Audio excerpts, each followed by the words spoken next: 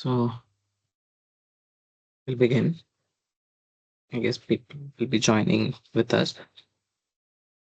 तो थोड़ा रिवीजन वगैरह भी कर लेते हैं। लास्ट क्लास में हम लोग एंटेना पैटर्न और एंटेना पैरामीटर्स डिस्कस कर रहे थे, क्योंकि अब कोई चीज़ बनाना है तो हमें उसके स्पेसिफिकेशंस पता होना चाहिए।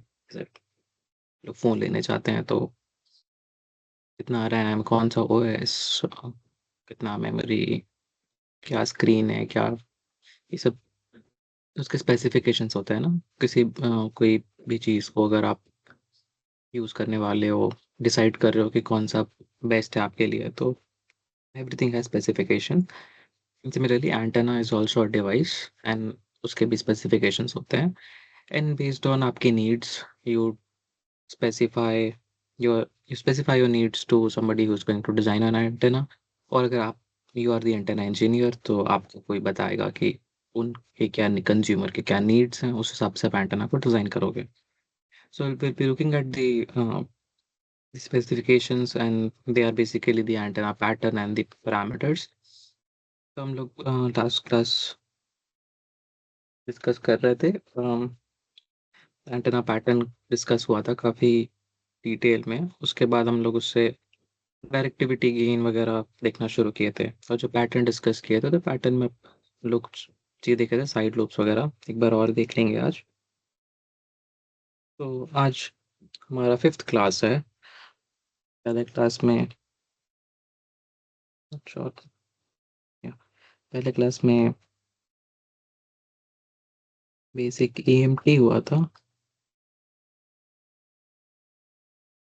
क्लास 1, क्लास 2 में इंट्रोडक्शन हुआ था। क्लास 3 में radiation fields of electric dipole हुआ था। क्लास 4 में मैग्नेटिक डाइपोल और एंटेना पैटर्न हुआ था।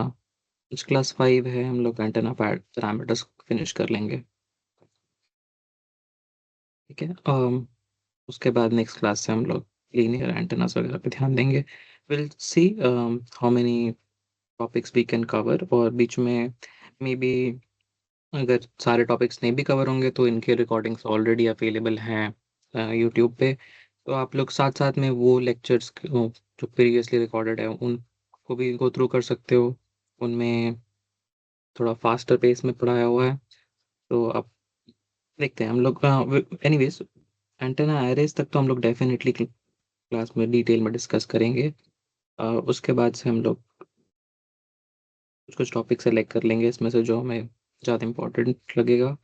और या will try. So this course is suppose to be of 20 hours। तो 20 hours का कोर्स है ये।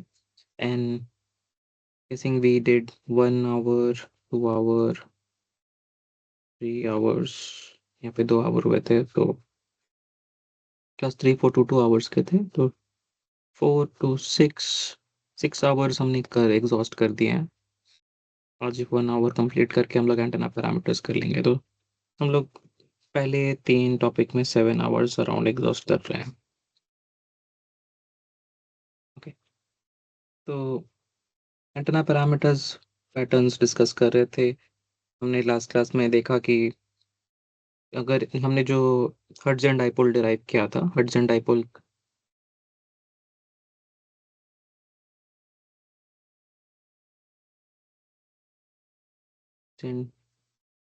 डाइपोल डिराइव किया था, हर्ट्ज डाइपोल का डेरिवेशन के लिए हमने वही कॉन्सेप्ट यूज किया था जो लिखा था कि सोर्सेस आई जे यू रो, इनमें से कोई भी चीज का इंफॉर्मेशन लेके vector potential, scalar potential A V निकालने के बाद निकाल लिया, फिर उससे ई और एच निकाल लिया था। एक बार ई एच निकाल लिया था तो उसको फिर हमने नियर फील्ड और फार फील्ड के लिए इक्वेशंस डिराइव किए।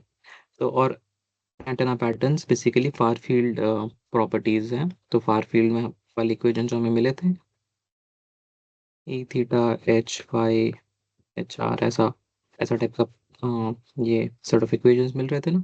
तो उन इक्वेशंस को यूज करके हम लोग पैटर्न प्लॉट कर रहे होंगे। तो फार फील्ड में क्या होता है कि ई थीटा और एच वाई एस, ये वाले दो कंपोनेंट्स बचते हैं। तो ई तो ई प्लेन पैटर्न और एच प्लेन पैटर्न प्लॉट करेंगे। अब ई प्लेन पैटर्न और एच प्लेन पैटर्न क्या होता है कि अ, जो पीक वैल्यू वर्सेस थीटा किसी कांस्टेंट फाई के लिए उसको ई प्लेन बोलते हैं। तो अगर आप थीटा वेरी करो, फाई कांस्टेंट रखो, ई प्लेन। तो कांस्टेंट फाई ई प्लेन, और theta equal to pi by two के लिए अगर आप फाई वेरी करो तो constant theta equal to pi by two, उसको एच प्लेन पैटर्न बोलते हैं।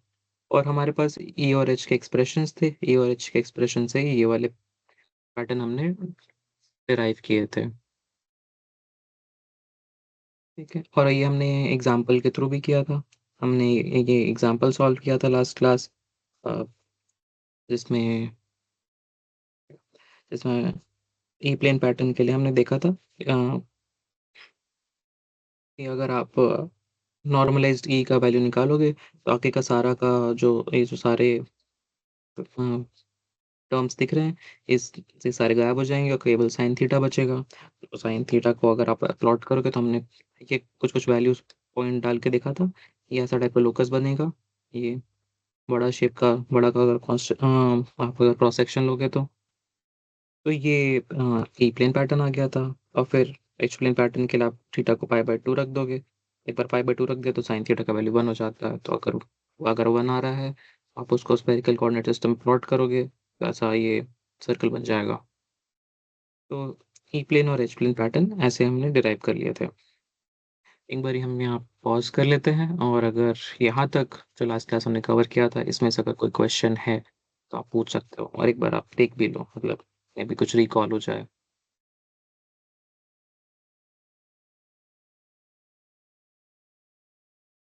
एनीवेज एग्जाम वगैरह में तो E plane H plane pattern के क्वेश्चंस नहीं आते हैं। आएंगे तो बहुत ही सिंपल होंगे, जैसे कि आपको सीधे सीधे पता रहेगा कि sine theta equal to one जैसा वैल्यू आने वाला है, तो सर्कल वगैरह आप इमेजिन कर सकते हो। अ, या फिर वो जीरो होगा या ऐसा कुछ आ रहा होगा। बट ऐसा कॉम्प्लेक्स तरह का चीज़ नहीं आता। और आजकल पैटर्न्स के लिए हम लोग सॉल्वर्स यूज़ करते हैं, C S T, H F S S, maybe D S, ऐसी ऐसे चीज़ें एग्जिस्ट करती हैं जिसमें आपको कर सकते, मैटलैब में भी होता है। तो या फिर आप अगर डेरिवेशन डिराइव कर लोगे तो आप कोड लिख सकते हो मैटलैब में या पाइथन में या सी में, जिस भी लैंग्वेज में आपको आता है, और फिर आप प्लॉट कर सकते हो। तो आजकल ग्राफ यूज़ करके हम लोग खुद से तो नहीं बनाते हैं, बट डेरिवेशन थोड़ा बहुत यूज़ कर सकते हो।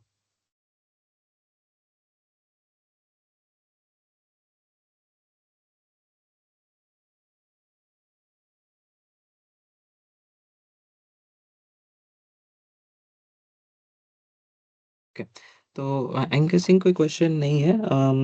और नहीं, ठीक है, ये इतना कॉम्प्लेक्स भी नहीं होगा अगर आप एक बार रीड कर लोगे तो। बेसिकली आपके पास एक बार फार फील्ड के एक्सप्रेशन आ गए ना, तो एक फार फील्ड के एक्सप्रेशन आने के बाद आपको बस एक स्टेप्स लिख लेते हैं। Far field E comma H, far field E comma H आ गया। Far field E comma H के बाद नॉर्मलाइज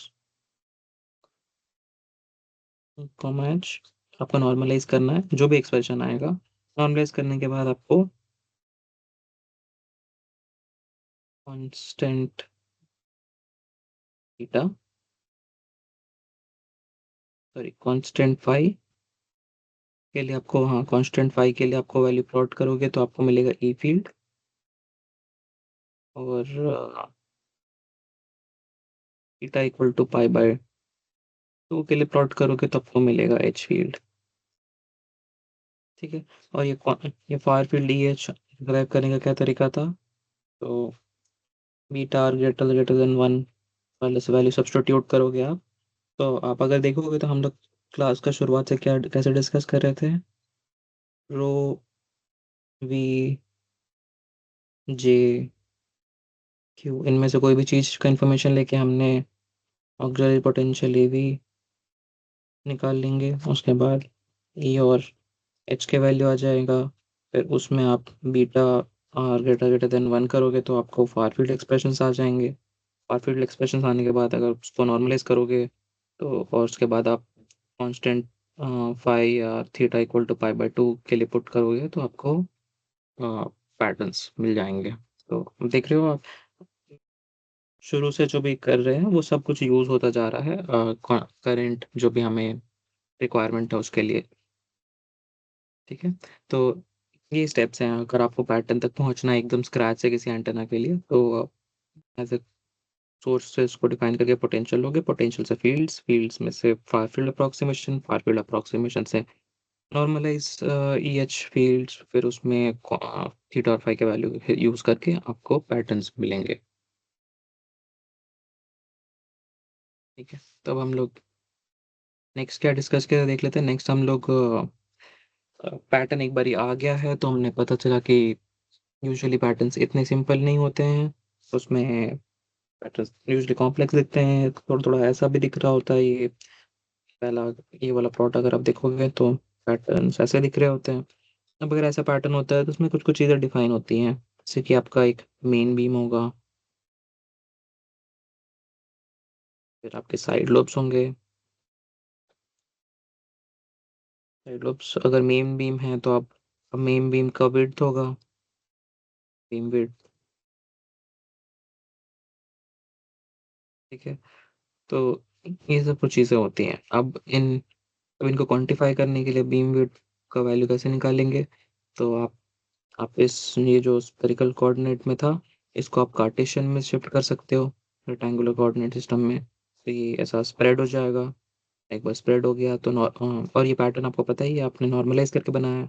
तो 1 से आपको 0.707 वैल्यू पे आप अगर आप लाइन ड्रॉ करोगे, तो फिर उसको अ, आपका नीचे वाला एक्सिस पे अगर उसको इंटरसेक्ट करोगे तो आपको 51, 52 के वैल्यू मिलेंगे और यही 52 माइनस 51 का जो वैल्यू आएगा ये आपका बीम विड्थ होगा।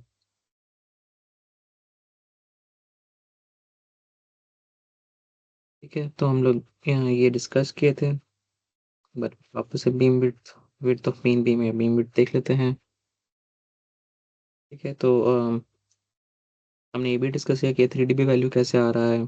तो 20 लॉग ऑफ अ, हाफ को अगर आप निकालोगे तो this is equals to -3 dB या फिर वोल्टेज के टर्म्स में 10 log of 1/√2 which is same ही बात है। तो ये 3 dB या फिर आप या 1/√2 का जो वैल्यू लोगे तो ये 0.707 आता है। तो ये बीम विड्थ होता है।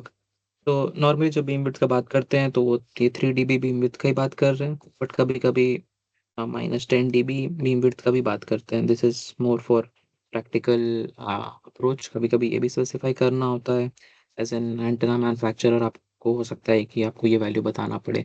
और 10 dB का वैल्यू का मतलब क्या है? 10 dB रेफर्स टू 90% पावर, ठीक है? तो ये बात है। Why is this 90% power? तो आप अगर 10 dB नीचे जा रहे हो तो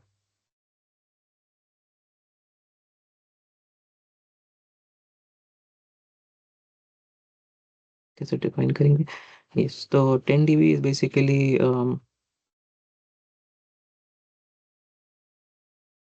आपका रिफ्लेक्ट ट्रांसमिटेड होता है ना, तो ऊपर में ये power transmitted by power reflect power total power जो होता है, टोटल और जो ट्रांसमिटेड पावर है, तो अगर ट्रांसमिटेड पावर अगर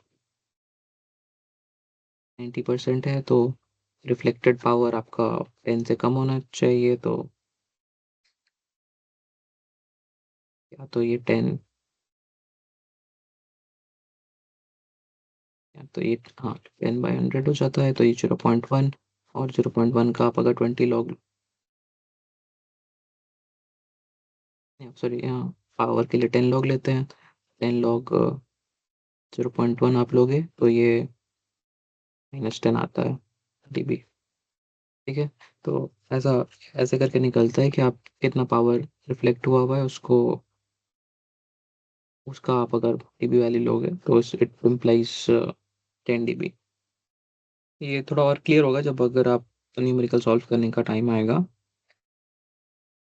बट फिलहाल के लिए जब एग्जाम में क्वेश्चंस आएंगे तो वो -3 डीबी ही हो रहा होता है। साइड लोब्स एकदम नाम से समझ में आता है कि अगर ये मेन लोब है तो ये बाकी सारे साइड लोब है जो हमें यूजुअली नहीं चाहिए होते हैं। मतलब 99% of the time side lobes are a problem. तो उनको हम लोग एलिमिनेट करना चाहते हैं। एलिमिनेट करना बहुत ही मुश्किल होता है, तो हम लोग क्या करते हैं कि उनका डिज़ाइन टेक्निक्स यूज़ करते हैं कि ये साइड लोब्स कम मिनिमल हो जाए, इनका पावर घट जाए इनमें से। ठीक है। और यहाँ पे देखा था हमने कि मॉडर्न रडार एप्लीकेशंस पे ये -40 और या उससे भी कम होने चाहिए। एक which means extremely come power in side lobes में। फिर हम लोग डायरेक्टिविटी देखना स्टार्ट किए थे। तो डायरेक्टिविटी के लिए फिर तो अभी तक जो भी डिस्कशन हुआ था वो बीम विड्थ और साइड लोब्स वगैरह के बारे में हुआ था। और बीम विड्थ से हमें पता चलता है कि हमारा फील्ड ऑफ ट्रांसमिशन या जो हमारा फील्ड ऑफ व्यू है वो कितना नैरो है। बट इससे ये पता चल रहा है कि हमारा पावर एक जगह हम लोग ट्राई कर रहे हैं भेजने का, बट इससे हमें कंप्लीट इन्फॉर्मेशन नहीं मिलता है कि कितना ज़्यादा पावर एक्चुअली हम लोग यहाँ पे सेंड कर रहे हैं। ऐसा हो सकता है कि ये बीम विड्थ कम है, बट साइड लोब्स ज़्यादा हैं, मतलब साइड लोब से पावर ज़्यादा है। तो डिज़ाइन विच एक पैटर्न जो ऐसा है, एक पैटर्न जिसका बीम विड्थ बराबर है बट साइड लोब्स कम है। तो ये अगर हम लोग ज़्यादा पावर ट्रांसमिट करना चाह रहे हैं तो ये पैटर्न बेटर है ना, कि जिसमें हम लोग ज़्यादा पावर भी हम लोग भेज पा रहे हैं अपने मेन बीम में, इंस्टेड ऑफ बीम तो हमने नैरो कर लिया बट साइड लोब्स में पावर ज़्यादा भेज दिए। तो दिस इज़ नॉट डिज़ायर्ड। ये डिज़ायर्ड होता है जिसमें हमारा ज़्यादा पावर भी हो मेन बीम में। तो इसको स्पेसिफाई करने के लिए डायरेक्टिविटी यूज़ होता है। तो अगर डायरेक्टिविटी से हमें पता चलता है कि अ, हमारा कितना ज़्यादा पावर हमारे डिज़ायर्ड डायरेक्शन में जा रहा है। अब क्योंकि ये थोड़ा-सा टेक्निकल हो जाता है तो इसमें हम लोग थोड़ा बहुत इक्वेशंस और मैथ्स भी इन्वॉल्व होगा। तो ये अभी स्टेटमेंट देखो, are commonly used parameter to measure the overall ability of the antenna to direct radiated power. तो हमारा जो एंटेना जो है उसमें जो पावर निकल रहा है उसको रेडिएटेड पावर बोलेंगे। तो radiated power in a given direction is directive gain which may be defined in terms of radiation intensity। तो अब हम लोग को कुछ-कुछ टर्म्स डिफाइन करने पड़ेंगे, जैसे रेडिएशन इंटेंसिटी बहुत फ्रीक्वेंटली यूज़ होगा टू कैरेक्टराइज़ बाकी पैरामीटर्स। तो ये जो डायरेक्टिविटी है, it is the overall ability of the antenna to direct radiated power in a given direction. किसी एक डायरेक्शन में आप कितना पावर भेज पा रहे हो, उस चीज़ का एबिलिटी डायरेक्टिविटी बताता है। किसी एक डायरेक्शन में कितना पावर हम भेज पा रहे हैं, ठीक है? तो अब रेडिएशन इंटेंसिटी को डिफाइन करना होगा। Radiation intensity is the time average power per unit solid angle, ठीक है? तो अब क्या है कि लास्ट क्लास में बता रहे थे कि अगर 2D प्लेन है, तो उसमें अगर आप एंगल्स ड्रॉ करोगे, तो वो एंगल हुआ, ठीक है? बट अगर आप 3D चीज़ में अगर आप एंगल बनाओगे, जैसे कि मान लो अगर कोई कोन है, कोन का जो सेंटर से जो ये एरिया पे प्रोजेक्शन आ रहा है, तो ये जो एंगल बना है ना, इसको सॉलिड एंगल बोलते हैं। तो सॉलिड एंगल बेसिकली एक 3D प्रोजेक्शन है एंगल का, ठीक है? अगर आप स्फीयर के सेंटर से अगर किसी सरफेस पे अगर आप प्रोजेक्ट करोगे, तो जो सेंटर पे जो एंगल बनेगा 3D में, उसको सॉलिड एंगल बोलते हैं। अब स्फीयर का सरफेस एरिया क्या होता है? 4 पाई सॉरी, स्फीयर का सरफेस एरिया, हाँ, 4 पाई आर स्क्वायर होता है ना? तो 4 पाई आर स्क्वायर होता है। तो अगर अगर एक स्फीयर है जिसका surface area 4 pi r square है, उस पे अगर आप एक आर स्क्वायर सरफेस एरिया अगर आप डिफाइन करोगे, और वो जो आर स्क्वायर सरफेस एरिया वो अगर सेंटर पे कुछ प्रोजेक्शन एंगल बना रहा है, तो वो कितना होगा? तो 4 pi r square by r square. तो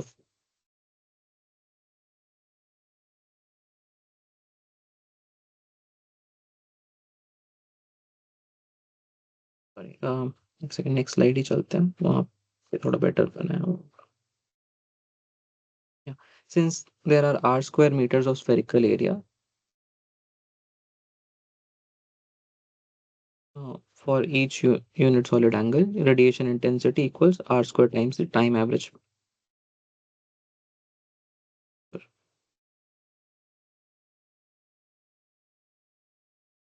तो अगर आप एक स्फेयर लेते हो, इसका जो टोटल एरिया है ना, ये 4 पाई आर स्क्वायर होता है। R square metres of spherical surface area for each unit solid angle.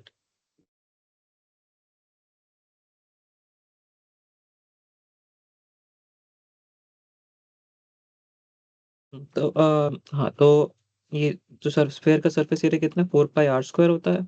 और जो टोटल सॉलिड एंगल होता है स्फेयर में, वो 4 पाई होता है। ठीक है, तो ये अगर आप एक सर्कल लोगे तो इसमें टोटल जो एंगल होता है वो 2 पाई होता है। स्फेयर के लिए 4 पाई होता है। ठीक है, तो अगर आप पर यूनिट सॉलिड एंगल, आप पर यूनिट सॉलिड एंगल का कितना एरिया हुआ फिर, तो 4 pi r square by 4 pi is equals to r square. ठीक है, तो पर यूनिट सॉलिड एंगल आपको आर स्क्वायर एरिया मिलता है। ठीक है, तो ये नॉलेज है हमारे पास कि per unit solid angle r square area होता है। एंड तो ये कहते हैं कि since there r square metres of spherical surface unit area for each solid angle, radiation intensity U equals r square times the time average power per unit area.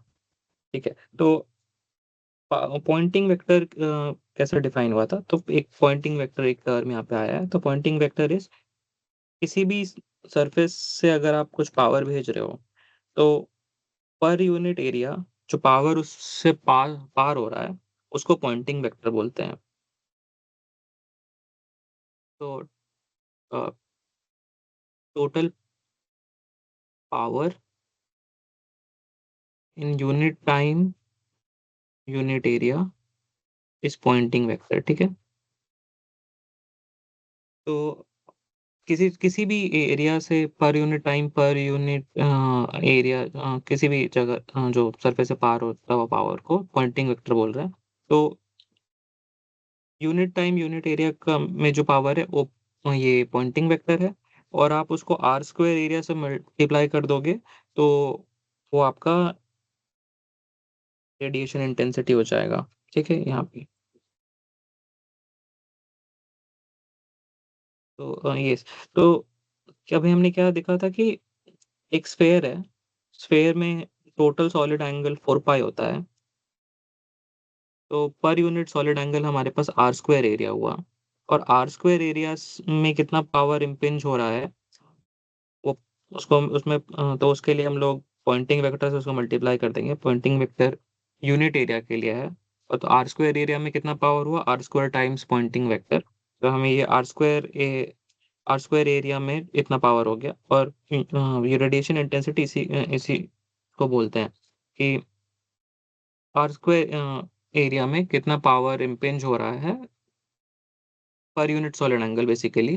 तो पर unit solid angle कितना हुआ, r square area. और तो radiation intensity is the total power per unit solid angle. तो total power निकालने के लिए आर स्क्वायर से उसको मल्टीप्लाई कर देंगे जो पर यूनिट पावर था।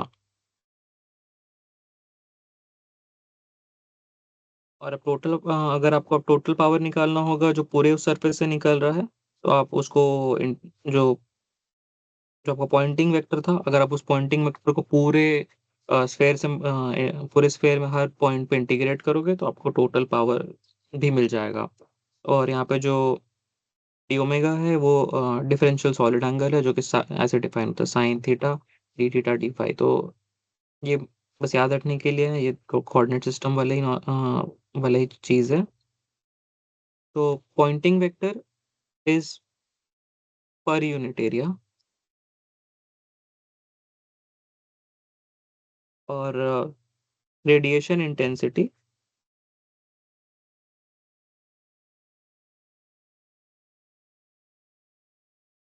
इज पर यूनिट सॉलिड एंगल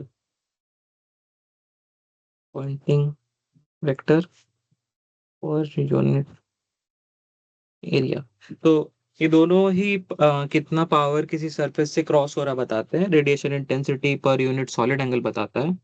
तो बेसिकली इसका मतलब है इसमें आर स्क्वायर मल्टीप्लाई होगा और पॉइंटिंग वेक्टर इज पर यूनिट एरिया, तो वो पर यूनिट एरिया के लिए ही है। तो आपको अगर टोटल टाइम एवरेज पावर चाहिए तो अब आपका जो पॉइंटिंग वेक्टर है उसको आप पूरे सरफेस के लिए इंटीग्रेट कर दो, हर पॉइंट पे कितना पावर आ रहा है तो आपको टोटल पावर मिल जाएगा। और तो डायरेक्टिव गेन इसी अब इससे डिफाइन होता है डायरेक्टिव गेन का term of an antenna pattern is the ratio of radiation intensity in the direction to the average radiation intensity। ठीक है, तो रेडिएशन इंटेंसिटी हमने डिफाइन किया, तो Poynting vector into r square हमारा रेडिएशन इंटेंसिटी है। तो radiation intensity in that direction, okay, यहाँ पे लिखा radiation intensity in theta phi direction. तो अगर हमारा कोई एंटेना था जो सब तरफ रेडिएट कर रहा है, तो किसी एक थीटा फाई जो एंगल बनेगा, थीटा फाई एंगल पे जो हमारा पॉइंट है, उस डायरेक्शन में हमारा रेडिएशन इंटेंसिटी कितना है divided by average radiation intensity. तो हम लोग क्या करेंगे, जो टोटल पावर निकले मिलेगा, टोटल पावर को हम लोग एवरेज करने के लिए 4 पाई से डिवाइड कर देंगे, क्योंकि एक स्फेयर में टोटल जो एंगल होता है वो 4 पाई होता है। इसको ऐसे भी लिख सकते हैं, integral of closed integral of you of D omega. तो ये एक्सप्रेशन है। तो बेसिकली मीनिंग यही है कि आपके पास अगर कोई एंटेना है जो हर तरफ रेडिएट कर रहा है और आपको डायरेक्टिव गेन चाहिए किसी एक एंगल पे, तो आप उस डायरेक्शन में कितना रेडिएशन इंटेंसिटी है डिवाइडेड बाय हर तरफ कितना रेडिएशन हो रहा है, उसको उसको डिवाइड कर दोगे उसका एवरेज से, तो आपको उस डायरेक्शन में आपको गेन मिल जाएगा। ठीक है। और इसी इसी से कुछ कुछ इन्फेरेंस ये मिलता है कि directive gain of an isotropic और omnidirectional antenna, an antenna that radiates uniformly in all direction is unity. तो अगर कोई एंटेना है जो हर तरफ इक्वली रेडिएट कर रहा है, तो उसका एवरेज जो वैल्यू आएगा उस अगर आप उसी से डिवाइड करो तो वो हर डायरेक्शन में 1 ही आएगा, क्योंकि वो हर डायरेक्शन में इक्वली रेडिएट कर रहा है, तो किसी भी डायरेक्शन में ज़्यादा गेन नहीं है एज़ कम्पेयर टू बाकी डायरेक्शन।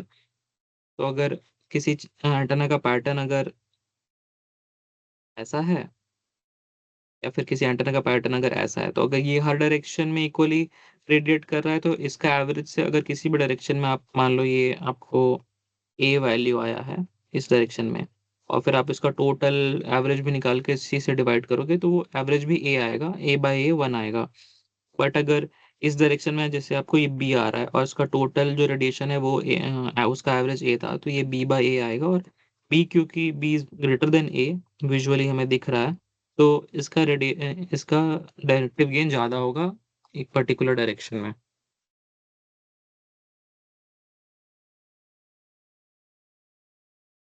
और इसी से ये डिफाइन होता है कि मैक्सिमम डायरेक्टिव गेन किसी ना किसी डायरेक्शन में एंटेना का आपको जो डायरेक्टिव गेन आएगा वो हाईएस्ट होगा। तो जो हाईएस्ट जो मैक्सिमम आपको डायरेक्टिव गेन मिलेगा किसी भी डायरेक्शन में, उसको डायरेक्टिविटी बोलते हैं। तो आपको कोई भी अगर एंटेना है जो रेडिएट कर रहा है किसी ना किसी डायरेक्शन में, अगर वो ज़्यादा रेडिएट कर रहा है, तो उस डायरेक्शन में जो मैक्सिमम डायरेक्टिव गेन आया वो आपका डायरेक्टिविटी हो गया। Its ratio is it is the ratio of the maximum radiation intensity to the average radiation intensity, usually denoted by D।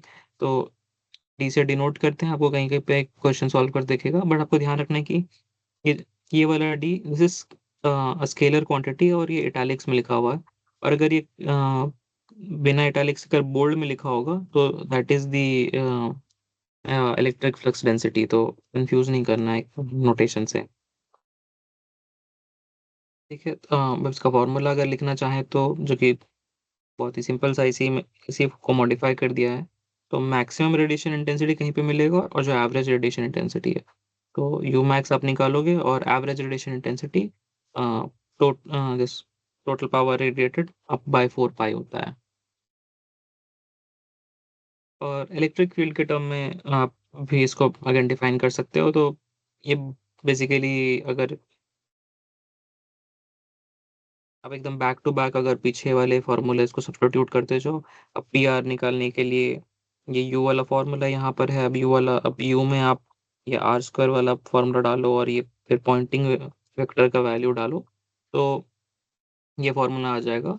तो दिस इज़ ये इग्नोर कर दो आप इसको, मतलब ये बुक में लिखा हुआ है, या फिर अगर आपको नीड पड़ा तो एग्ज़ाम में आपको दे दिया जाएगा, most likely this is too complex, but basically अगर आप एकदम वैल्यू सब्स्टिट्यूट करना शुरू कर दो, जब तक आप इलेक्ट्रिक फील्ड तक नहीं पहुँचोगे, तो तब आपको ये फ़ॉर्मूला मिलेगा।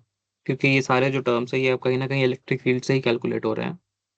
तो यू मैक्स के लिए पॉइंटिंग वेक्टर सब्स्टिट्यूट करो, पॉइंटिंग वेक्टर का वैल्यू इलेक्ट्रिक फील्ड के टर्म में लिखो, तो आपको आ जाएगा। तो Poynting vector basically uh, E cross H करके निकलता है। तो उसमें ई स्क्वायर आ जाएगा, और एच को फिर आप अगेन 1 बाय ईटा ई ऐसा सब्स्टिट्यूट करके निकलेगा। ठीक है, तो ये फ़ॉर्मूला उतना यूज़ नहीं भी होता है, तो ये वाला बेटर है, और ये वाला फ़ॉर्मूला भी आप इससे 1134 से डायरेक्टली डिडक्ट कर सकते हो। आपको अगर रिलेटिव गेन निकल ही गया है, तो आप मैक्सिमम डायरेक्शन वाला निकाल लोगे। एक बारी यहाँ पे पॉज़ करते हैं, ताकि आप अगर आपको रीड करना है, तो आप स्लाइड रीड कर लो, और कुछ डाउट होगा तो आप पूछ सकते हो।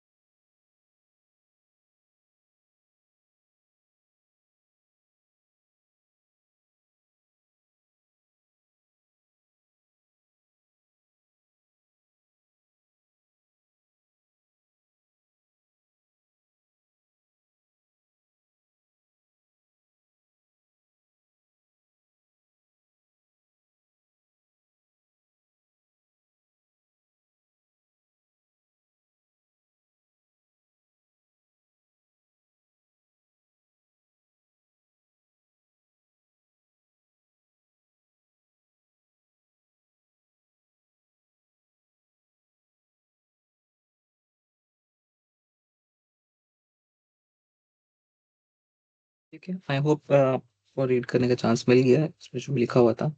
तो अभी इसके बेसिस पे एक न्यूमेरिकल सॉल्व करेंगे, अभी हमने जो भी देखा, तो मे बी थोड़ा-सा बेटर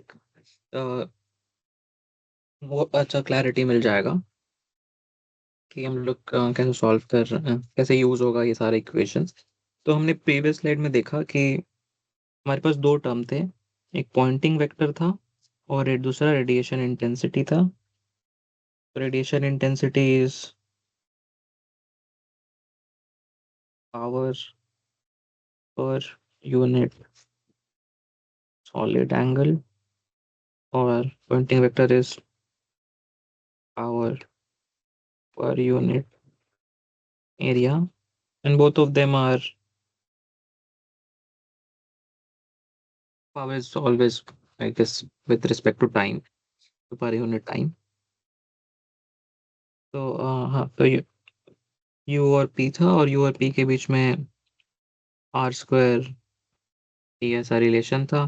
तो रेडिएशन इंटेंसिटी और पॉइंटिंग वेक्टर डिफाइन किया था हमने, और उसी के बेसिस पर डायरेक्टिव गेन भी डिफाइन कर दिया था, और डायरेक्टिविटी डिफाइन किया था you max bye you average. ठीक है, तो हमने लास्ट स्लाइड में ये देखा। तो और पिछले जो भी डिस्कशंस थे, उसमें से जो भी एक्सप्रेशंस है, वो यहाँ साइड में लिखे हुए हैं, जो यूज़ हो सकते हैं इस प्रॉब्लम में। तो far field magnetic field, far field electric field, radiation intensity का एक्सप्रेशन, और डायरेक्टिव गेन का एक्सप्रेशन। ठीक है, तो वो हमारे पास लिखा हुआ है। अब क्वेश्चन क्या है कि find the directive gain and directivity of a Hertzian dipole. हमने अभी तक का जितना क्लास में डिस्कशन हुआ है, वो हर्ट्ज़ियन डाइपोल के लिए ही किया था। तो अभी वो हम लोग बार-बार यूज़ करते रहेंगे। तो हर्ट्ज़ियन डाइपोल के लिए हमें डायरेक्टिव गेन और डायरेक्टिविटी निकालना है। ठीक है? तो हर्ट्ज़ियन डाइपोल के लिए हमने इलेक्ट्रिक और मैग्नेटिक फील्ड डिराइव किया था पहले, और उसका एक्सप्रेशन फार फील्ड में यहाँ लिखा हुआ है। तो जब भी, और यहाँ ऑटोमेटिकली नोन है कि डायरेक्टिव गेन और डायरेक्टिविटी फार फील्ड पैरामीटर्स है।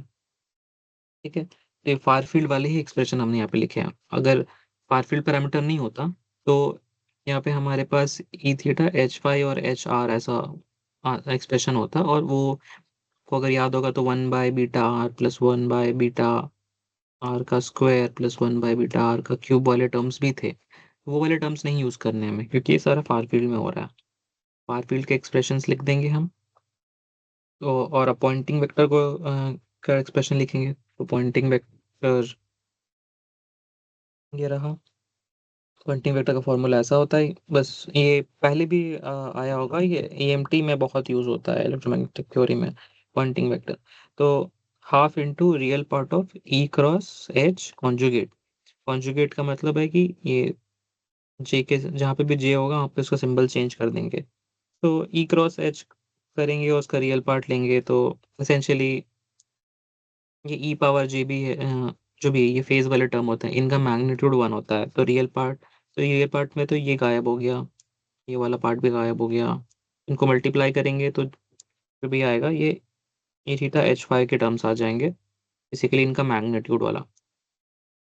उसको आप अगर मल्टीप्लाई डिवाइड करके सॉल्व करोगे तो ऐसा कुछ एंड अप होगा। ठीक है, पी एवरेज का वैल्यू आएगा आपका, पी एवरेज। अब इसमें क्या है ना, आपको अगर दिखेगा यहाँ पे आर के टर्म्स हैं, तो ये जो टोटल चीज मल्टीप्लाई होगा उसके डिनोमिनेटर में समवेयर आर स्क्वायर आ जाएगा।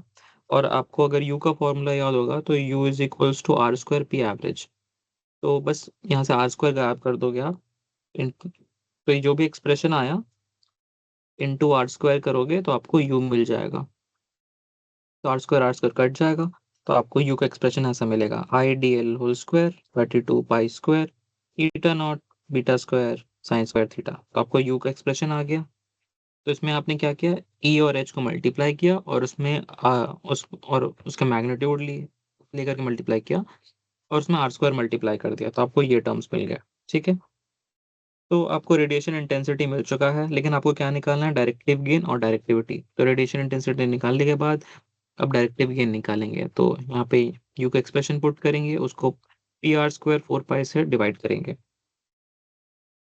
अब डायरेक्टिव गेन निकालने के लिए हमें ये वाला एक्सप्रेशन यूज करना, यू को हमें इंटीग्रेट करना पड़ेगा हर सॉलिड एंगल के लिए।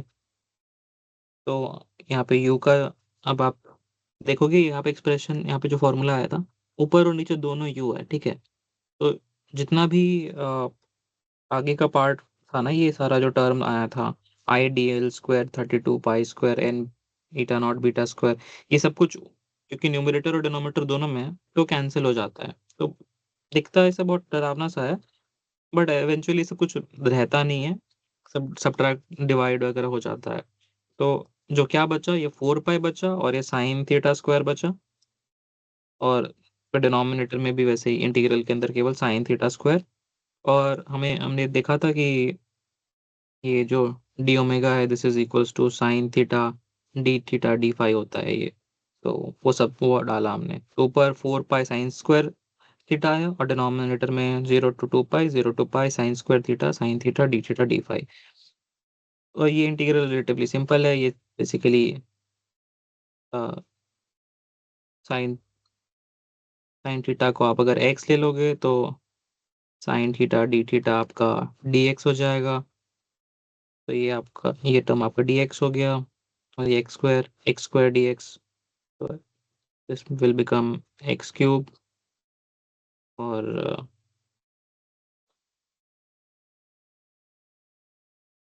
गेसिंग या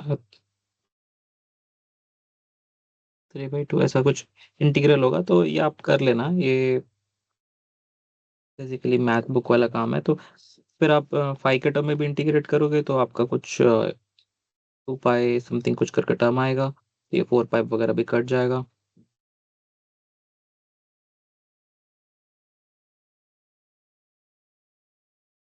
हाँ, ये x³/3 आता है ना, हाँ जो भी। तो ये इंटीग्रेट कर लेना आप, उससे आपको ये 3/2 साइन स्क्वायर थीटा आएगा। ये सिंग ऐसा कुछ होगा, चलो करके ही देखते हैं। या तो x³/3, और उसके बाद आपको यहाँ पे आएगा 2 पाई, और आपको उसके बाद फिर x को आप सब्सटीट्यूट करोगे, तो x आपका साइन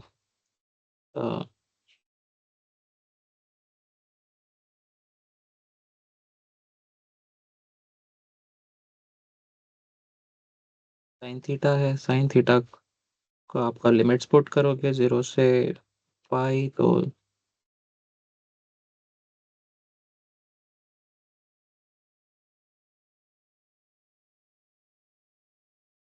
कुछ कॉस का टर्म आना चाहिए।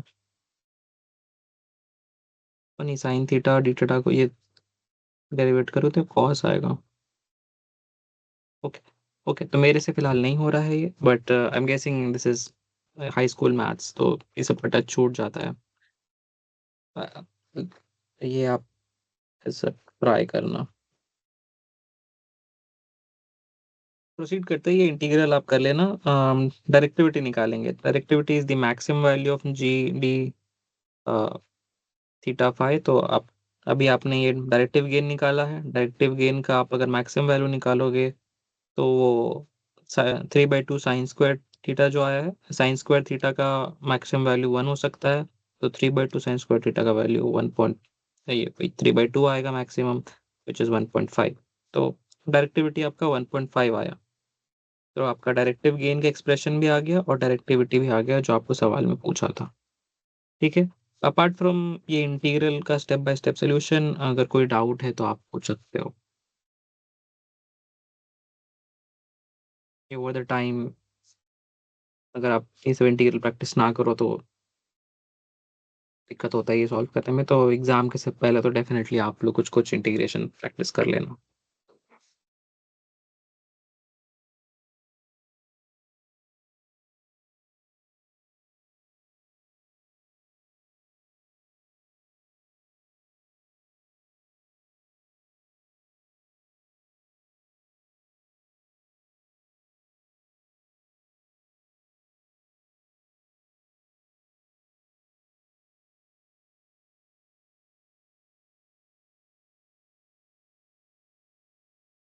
अच्छा, एक बार जस्ट टू चेक कि ऑडियो अभी भी क्लियर ही है।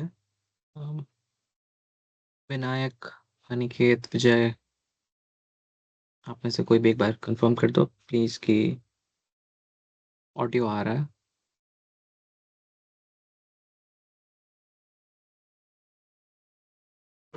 हाँ सर, आ रहा है क्लियर।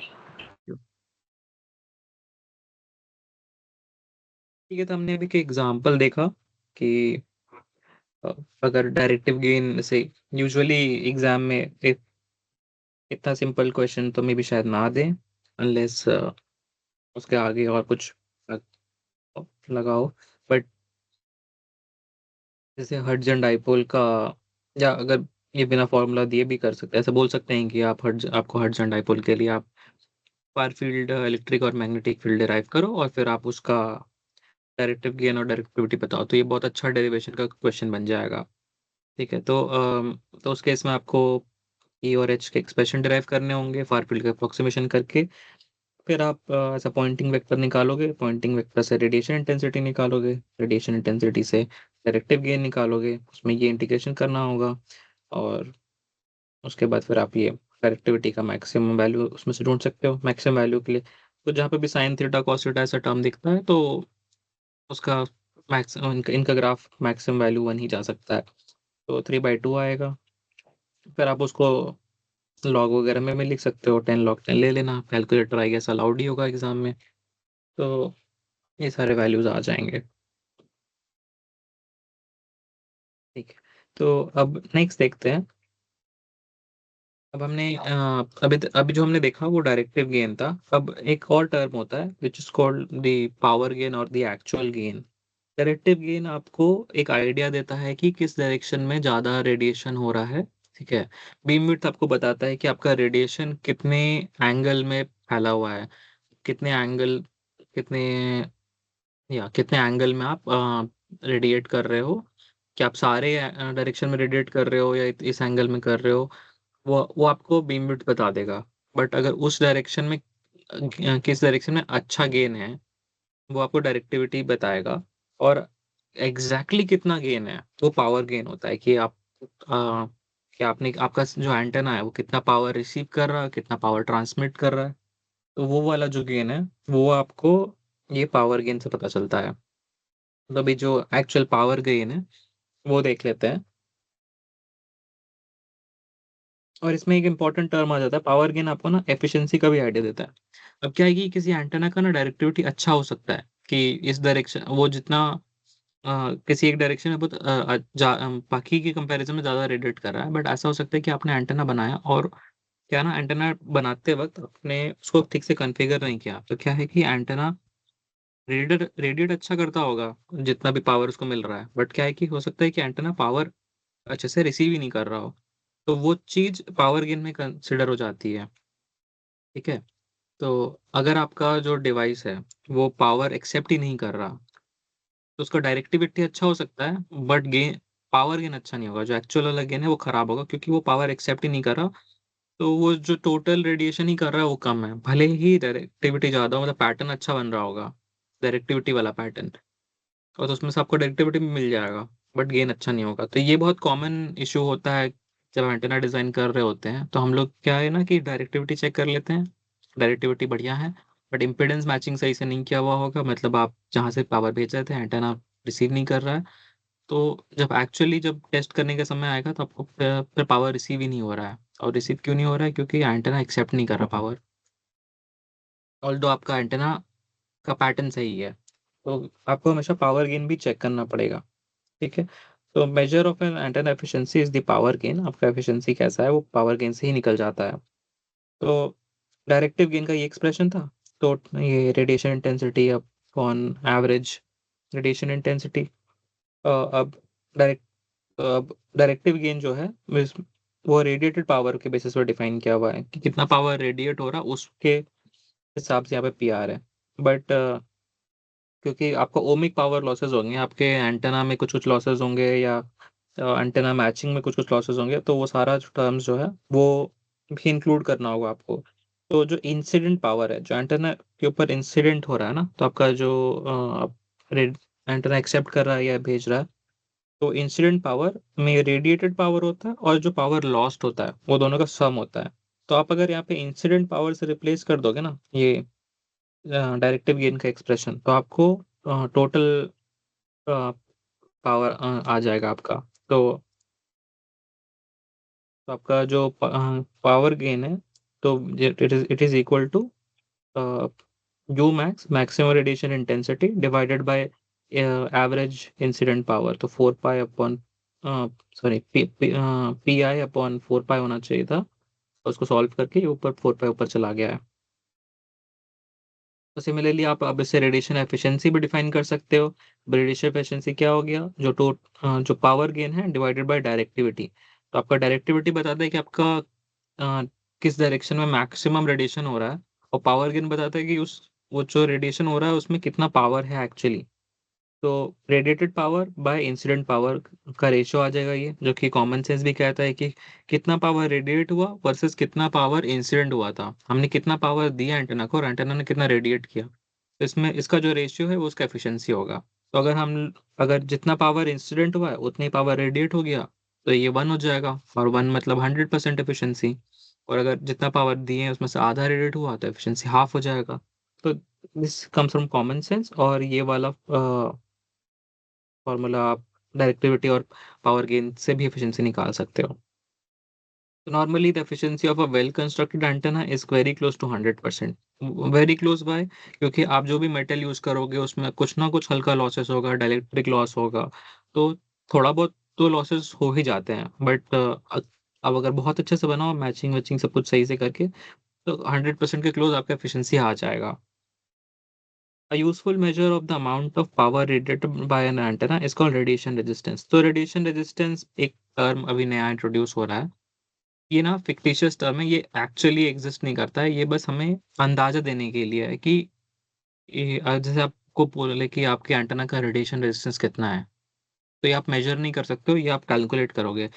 ये आप और जो रेडिएशन रेजिस्टेंस है एक हाइपोथेटिकल रेजिस्टेंस है, और ये बताता है कि कितना पावर जो red this is the amount of power equal to the radiated power PR when current in the resistance is equal to the maximum current along the antenna.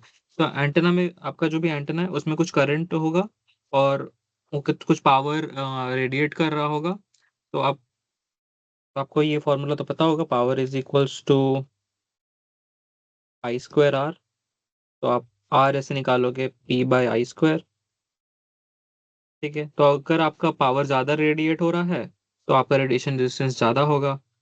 तो और तो ये करंट का वैल्यू जो मैक्सिमम करंट है वो आप यहाँ पे रखोगे और कितना पावर रेडिएट हुआ उसका वैल्यू पुट करोगे, तो आपको एक रेशियो मिल रहा होगा, उसको रेडिएशन रेजिस्टेंस बोलते हैं। और जितना ज्यादा रेडिएशन रेजिस्टेंस है इसका मतलब उतना ज्यादा पावर रेडिएट हो रहा है, तो उतना अच्छा एंटेना है। तो यूजुअली लोग कंपेयर करने के लिए कि इस एंटेना का रेडिएशन रेजिस्टेंस 100 ओम है, उसका 1000 ओम है, उसका 20,000 ओम है। तो जितना ज़्यादा रेडिएशन रेजिस्टेंस उतना ज़्यादा पावर रेडिएट हो रहा है आपका एंटेना, उतना अच्छा है। ठीक है, तो ये ऐसे ही एक फिक्टिशियस टर्म, ऐसा मनगढ़ंत टर्म हमने इंट्रोड्यूस कर दिया कंपैरिजन करने के लिए कि या तो आप एफिशिएंसी बताओ हमारे एंटेना का एफिशिएंसी इतना है, उतना एफिशिएंसी है, या आप रेडिएशन रेजिस्टेंस भी बता सकते हो कि हमारे एंटेना का रेडिएशन रेजिस्टेंस इतना है, ये इतना है। कंपैरिजन वगैरह करने के लिए अच्छा तरीका है। तो अब एक एग्जांपल और देख लेते हैं, रेडिएशन रेजिस्टेंस अगर कैलकुलेट करने के लिए एग्जाम में आ गया तो कैसे करेंगे। तो find the radiation resistance of a hertz dipole. Again हमने हर्ट्ज डाइपोल के लिए काफी डेरिवेशन किया, तो हम लोग सारा कैलकुलेशन उसी के अराउंड करते हैं ताकि हमें ज्यादा बेटर अंडरस्टैंडिंग हो। तो अगेन रेडिएशन रेजिस्टेंस भी वही फार फील्ड क्वांटिटी है, तो हमने फार फील्ड के इलेक्ट्रिक और मैग्नेटिक फील्ड एक्सप्रेशन लिख दिए।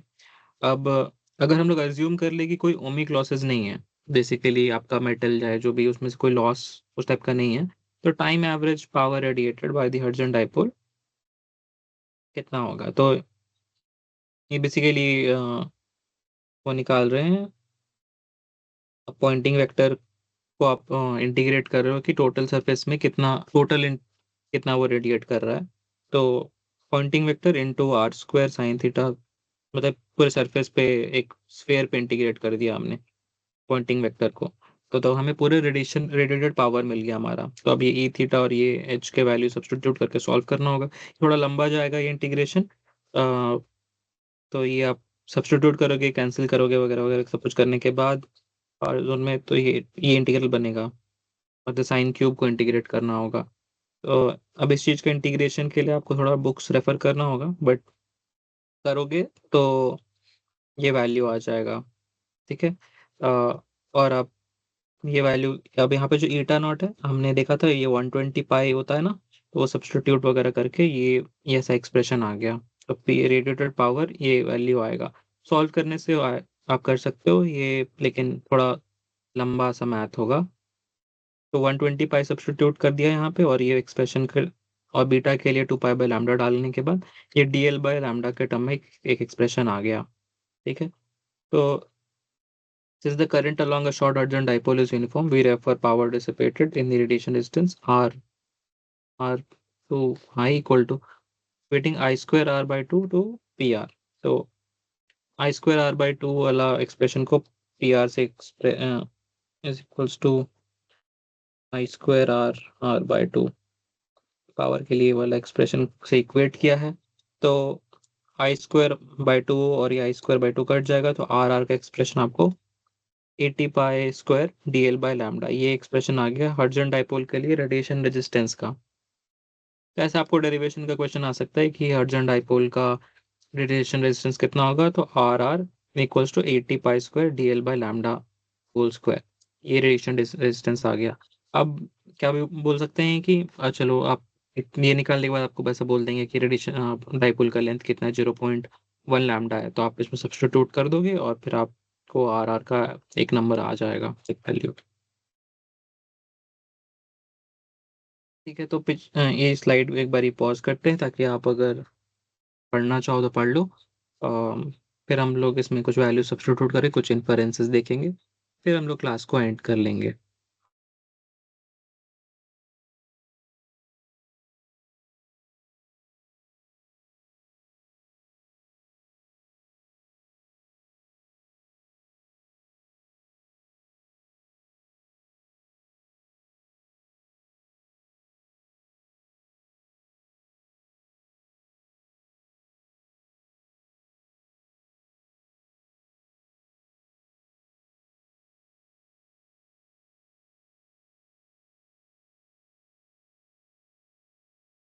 गेसिंग हम लोग टाइम के काफ़ी क्लोज आ गए, तो क्विकली फिनिश करते। तो ये एग्जांपल देखा जिसमें हमने रेडिएशन रेजिस्टेंस भी निकाल लिया।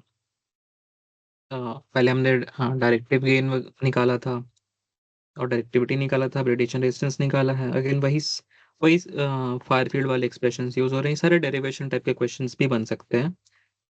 तो नेक्स्ट अभी जैसा बोल रहे थे कि एक बार रेडिएशन रेजिस्टेंस निकल गया है, तो आप चाहो तो आप जो हर्ट्ज एंड डाइपोल का अप्रोक्सीमेट लेंथ ले रहे हो वो सब्स्टिट्यूट करोगे, तो आपको जैसे 0.01 लैम्डा लोगे तो ये 0.08 ओम्स आएगा। तो अभी जो वैल्यू आया ना हर्ट्ज एंड डाइपोल के लिए बहुत ही स्मॉल है। तो इसका मतलब है कि हर्ट जो आपका हर्ट्ज एंड डाइपोल है अच्छा रेडिएटर नहीं है, कि हमने डिस्कस किया था कि जितना ज़्यादा ये रेडिएशन रेजिस्टेंस उतना अच्छा आपका ये बोलता है एंटेना होता है, उतना अच्छा जितना ज़्यादा रेडिएशन रेजिस्टेंस उतना ज़्यादा रेडिएट करेगा वो। लेकिन ये जो एक्सप्रेशन आया हुआ है ना, ये इस एक्सप्रेशन से ये समझ में आता है कि जितना लंबा अगर आपका डाइपोल का लेंथ होगा उतना अच्छा रेडिएशन होगा, विच इज़ नॉट ट्रू। क्योंकि ये जो एक्सप्रेशन आया हुआ है ये एक अप्रोक्सीमेशन के अंदर सॉल्व किया हुआ है। तो ये वाला पॉइंट बहुत इंपॉर्टेंट लिखा हुआ है यहाँ पे। This is very important. It is erroneous to say without qualification that the radiation resistance of a dipole antenna increases as the square of its length. Holds only if dl is less than lambda, क्योंकि हमने far field वगैरह के approximation करते वक्त हमने किया था ना। और तो अगर ये dl अगर लैम्डा से छोटा है, वो काफी छोटा है, तो ये एक्सप्रेशन होल्ड करेगा, अदरवाइज ये एक्सप्रेशन होल्ड नहीं करने वाला है। ठीक है, तो इट इज नॉट ट्रू कि अगर आप लेंथ बढ़ाते जाओगे आपका रेडिएटर का तो उसका रेडिएशन रेजिस्टेंस बढ़ जाएगा। The radiation resistance may be quite different from the real part of the input impedance because the latter includes only ohmic losses in the antenna structure. तो जो रेडिएशन रेजिस्टेंस है ना, this is very different from जो antenna impedance जो आप जब antenna design करोगे। हाँ, तो एंटेना इम्पिडेंस जो होता है इट इज डिफरेंट,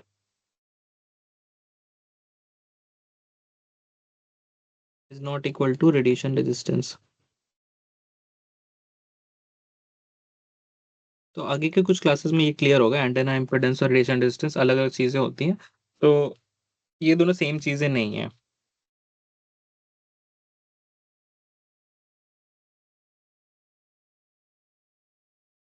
नेक्स्ट इसी के बेसिस पे और एक एग्जांपल है जिसमें आपको रेडिएशन एफिशिएंसी निकालना है of a isolated hertz dipole made of a metal wire of radius alpha, length D and conductivity sigma.